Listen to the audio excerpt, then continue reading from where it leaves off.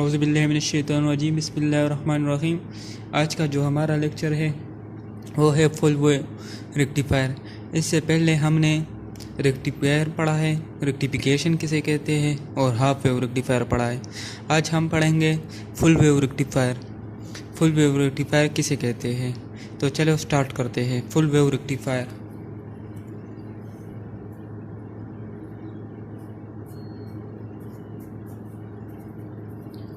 Full wave rectifier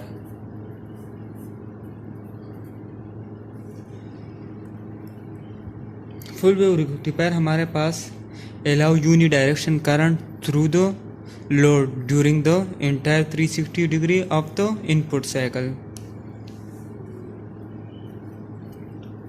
Allow unidirectional current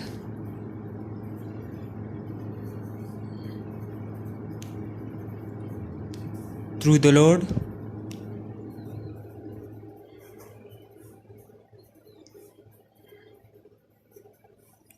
during the entire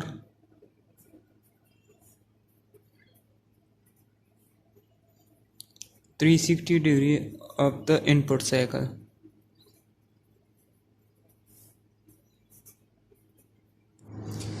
full wave rectifier हमारे पास convert both polarities of the input waveform to pulsating DC and yields a higher average output voltage. हमारे पास full wave rectifier जो हम input में AC signal यानी देते हैं, तो वो हमारे पास क्या करता है, convert both पोलरिटीज़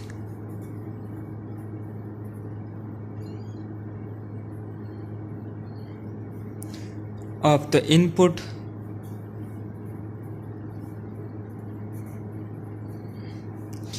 the input waveform to pulsating DC and yields a higher average output voltage.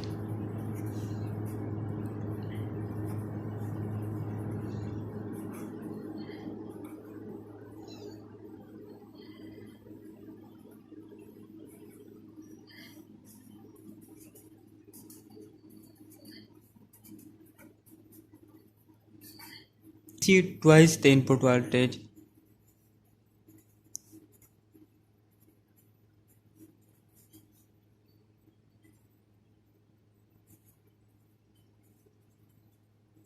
The result of full wave rectifier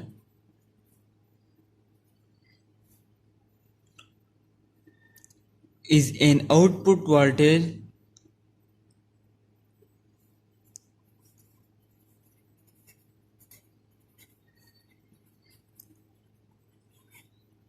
with a frequency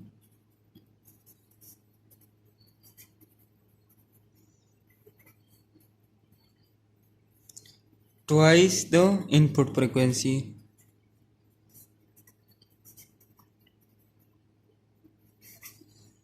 Or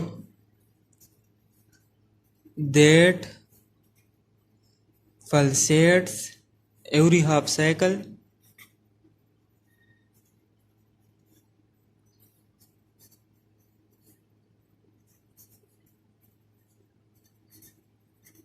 तो ये हमारे पास फुल वेव रेक्टिफायर की काम होते हैं, यानी इसमें जो 4 पॉइंट्स ये अहम है फुल वेव रेक्टिफायर में। ये अब डायग्राम से आप लोगों को समझ आ जाएगा कि ये डायग्राम में किस तरह AC signal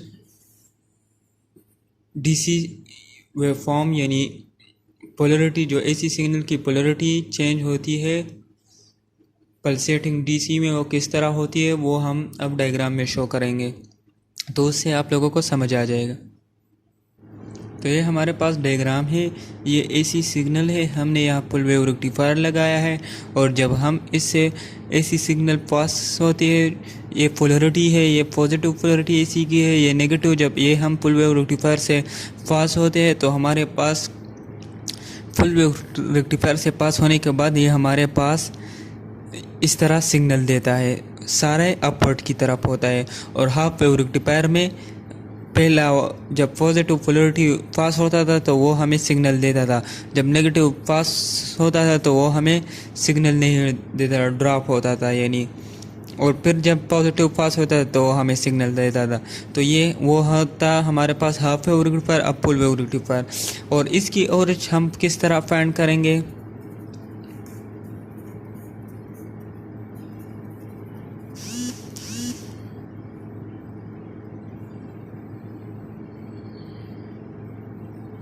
average of full wave rectifier.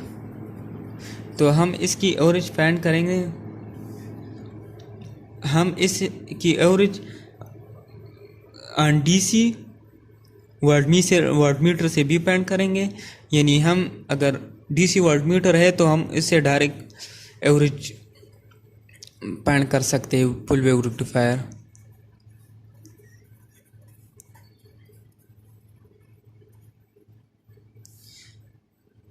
या हम the average value of full wave rectifier sinusoidal voltage is twice that of the half wave rectifier, या हम इस फार्मूले से फाइंड करेंगे। और फुल वेव रेक्टिफायर में हमारे पास 63 व्यू एवरेज हमारे पास 63.7% होता है for a full wave rectifier.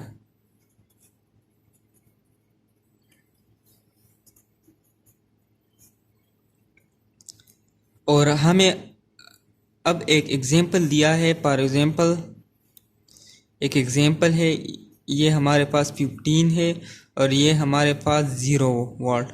तो हमें कहते हैं कि एवरेज फाइंड करो। तो हम क्या करेंगे, 2Vp डिवाइडेड बाय 5। तो हम इसमें वैल्यू पुट करेंगे तो हमारे पास 3.145 की वैल्यू हमारे पास क्या है, 3.14 इसमें पुट करेंगे। अब कैलकुलेशन करने के बाद हमारे पास 9.55 वाट, इससे हम एवरेज फाइंड करेंगे। तो ये हमारे पास एवरेज फाइंड करने का फार्मूला है। अब जाते हैं आगे की तरफ, centre tap full wave rectifier operation. A center tape is a type of full wave rectifier that uses two diodes connected to the secondary of a center tape transformer।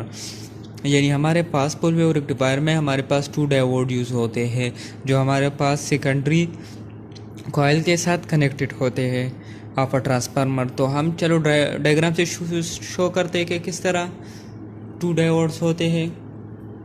तो ये हमारे पास हो गया एसी सिग्नल और ये हमारे पास हो गया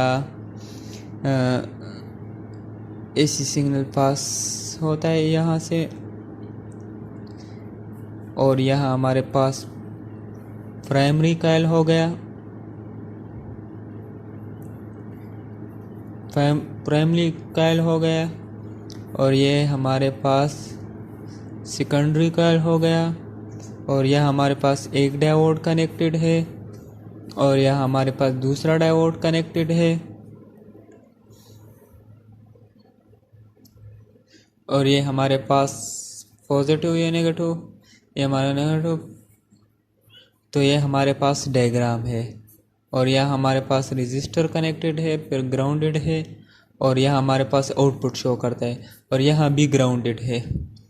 तो ये हमारे पास फुल वेव रेक्टिफायर की डायग्राम है।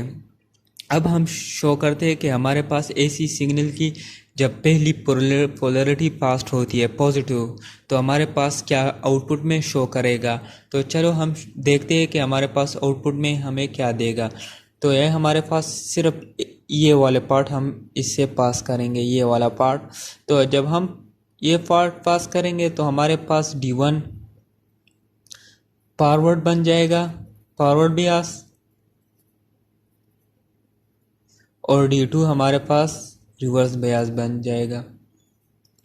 फॉरवर्ड बियास तो आप लोगों को पता होगा कि फॉरवर्ड बियास में हमारे पास करंट पास होता है और रिवर्स बियास में हमारे पास करंट पास नहीं होता क्योंकि इसकी लार्ज रेजिस्टेंस होती है, इनफाइनाइट रेजिस्टेंस होती है, तो हमारे पास मिनिमम करंट पास होते हैं यानी ना होने की बराबर। तो हमारे पास सिर्फ यहाँ करंट पास होगा। तो हमारे पास जब पहला वाला सिग्नल पास होता है तो हमारे पास आउटपुट में ये हमारे पास फुल वेव रेक्टिफायर देता है। और जब हमारे पास अब नेगेटिव वाली सिग्नल जब पास होता है, जब ये वाली पास होती है तो हमारे पास ये बन जाता है नेगेटिव और ये हमारे पास पॉजिटिव बन जाता है, यानी हमारे पास ड्यू टू फॉरवर्ड इस तरह सिग्नल के लिए, और ये जब इस तरह फॉरवर्ड बियास्ड इस तरह और इस तरह के लिए हमारे पास जब ये वाली सिग्नल ये शो करता है ये सिग्नल, और ये हमारे पास रिवर्स बियास बन जाता है। तो हमारे पास यहाँ जब ये रिवर्स बन जाता है D1 तो ये हमारे पास यहाँ करंट स्टॉप होती है और D2 में करंट फ्लो होती है, तो हमारे पास आउटपुट में इस तरह सिग्नल देता है। तो ये हमारे पास फुल वेव रेक्टिफायर की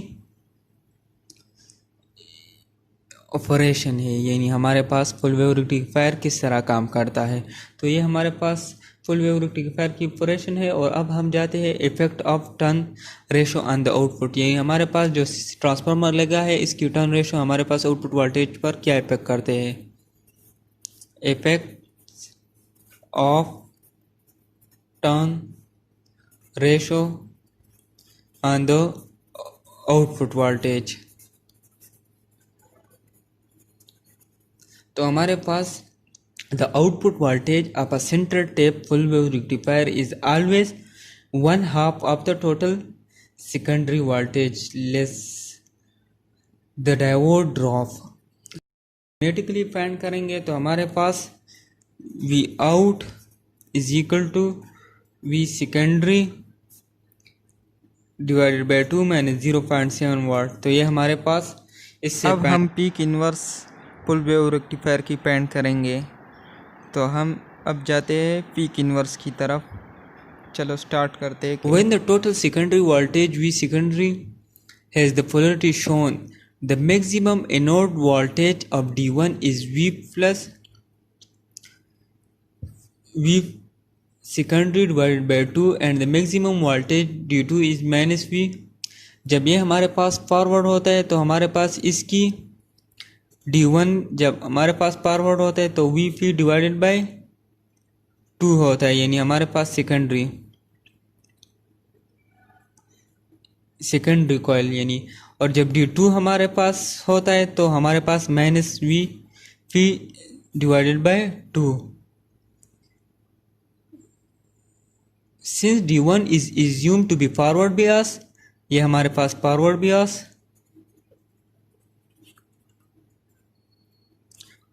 ये हमारे पास reverse Beas.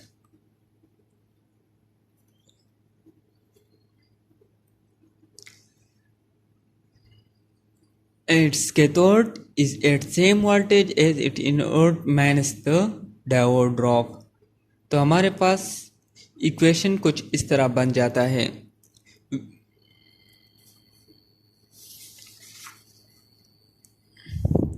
Vp divided by 2 यानी हमारे पीक इन्वर्स, यानी हम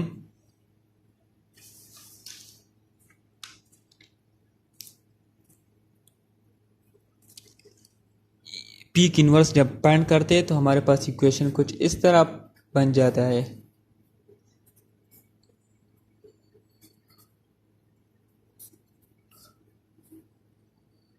ये हमारे पास फॉरवर्ड बियास के, ये हमारे पास रिवर्स बियास के लिए।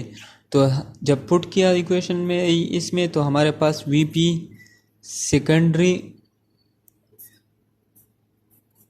डिवाइडेड बाय 2 प्लस Vp ये माइनस माइनस प्लस, तो हमारे पास ये आ गया V सेकेंडरी डिवाइडेड बाय 2 और माइनस 0.7 वाट अपनी जगह आ गया। तो हमारे पास हम इसके साथ 2 मल्टीप्लाई किया,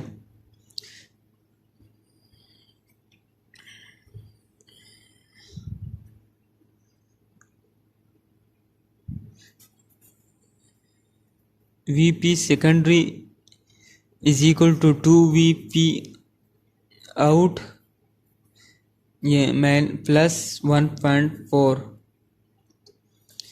जब हम इसके साथ 2 मल्टीप्लाई करें तो हमारे पास ये इस तरह इक्वेशन देता है, और हमारे पास peak inverse 2VP out plus 0.7 watt, ये हमारे पास पीक इनवर्स की इक्वेशन है। तो हम पीक इनवर्स इस तरह फाइंड करते हैं, फुल वेव रेक्टिफायर में हमारे पास पीक इनवर्स